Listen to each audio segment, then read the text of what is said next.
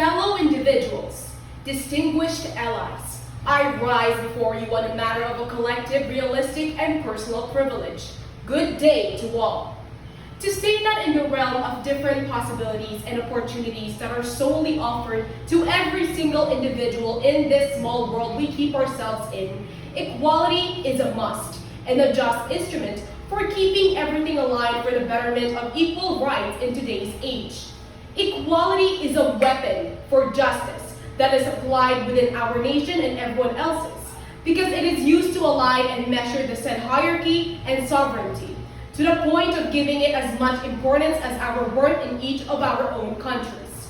However, no matter how much you look at the system of our current standings, there is something that withholds that progress of a free and just society, and it is none other than inequality. Put this literally, no matter the generation, no matter the timeline, and no matter the place, there are countless upon countless of people who tend to be in the hands of unevenness of their former and latter identity as an individual. Age then mattered with such, as inequality can get inherited, and the longer it stays, the more damaging it is being experienced far and wide the world. Research data summed up that over 64 million children, 42 million adolescents, and 148 million adults, as explained, were subjected to inequality in different aspects, whether it's in economic, gender, education, health, or racial-based. Inequality is inequality. It is a pure epitome of what a recurring problem our world is experiencing. What us as individuals experience, and yet instead of facing and taking actions against the issue at hand, we're completely being oblivious of such problem.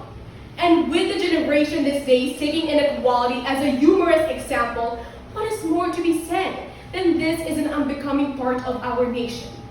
One problem after another rises when we let it be, and any sooner will dominate the perceptions we have of each and everyone. That seems different from the normalized agenda on who's deserving and undeserving of just treatments. The idealism that the government officials, devoted professionals, and citizens have of a liberated and perfect society will always be just an idea without taking the rightful course of action. Agreeing on one decision is hard, but it is not complex nor complicated just wanting the liberation for the rightful country. Balancing the social classes, ethnicity, nationality is not even as impossible as it ought to be. And yet officials tend to take more action on nonsensical outrage rather than the worldly indecency of inequality. Concluding such statement, we all need to come forward and take legalized action towards inequality, to strengthen our defenses and maintain each and one of our communities. One by one, we can make a difference. It's always the people that are too fearful to take risks for equality, and the same goes for our own equity. As a wise poet once said, there's nothing all too wrong with being afraid. It's what we do in the face of fear that matters. It is widely acknowledged that a stable standard is more or less needed than a conceptualized hierarchy, whereas distribution of rights and privileges, social power, access to public goods, such as education or the judicial system, are a basis of distribution. This would truly not suffice. The only individuals who would are those in the higher classifications, the higher classes, such as the government, the executives, the officers, our own stakeholders, are then left out, and by then continue within the hands of an even, unequal inequality, greatly lacking in several outcomes and opportunities that were either taken away or are labeled as a never-granted prosecution. It is undeniable that understanding inequality equals to understanding every single one of us people, because every one of us has their own biases and, of course, prejudices, which should manifest over society, making it difficult to feel and construct an answer nearer enough to claim the farthest stage of discourses and calamity against many. One could argue that in such strife, all hope in humanity was lost.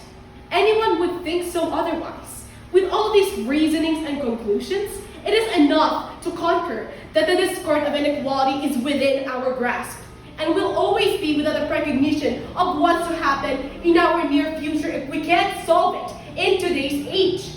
We could suffer. Our past, our present, our future would altogether languish. Our predicament is a normal element of our testament in the world. Make haste and never look back. What's greater than an equitable ground is an equal ground. What's more in the sound of that than to progressively stop labor abusers from abusing a permanent and stable employment with temporary and conditional labor? These poor people tend to undergo such ordeal with promises of a continuous process, ending up with a denied and dried status of employment, losing both service and authenticity to themselves. More openly, a new economic shall be put into test, a new and fresh start for every individual to fit of any humanitarian values, working its way to improve the life of everyone, not just those who are already well off. There should be a system whereas us humanity would have a choice, an economic that creates a well-diverse group, wealth for all people, just not money for privileged people and corporations. Every single one of us here today should take into account ethics, morality, and environmental truth to treat its claims less like an invariable reality we are all stuck in. After all, we mustn't settle for the mediocrity of our people and the world we put our actions in. Settle for the greater opulence of being ourselves without constraints, without anyone judging us of what makes us an individual. Be a paragon of prosperity within the pursuit of equality and equity.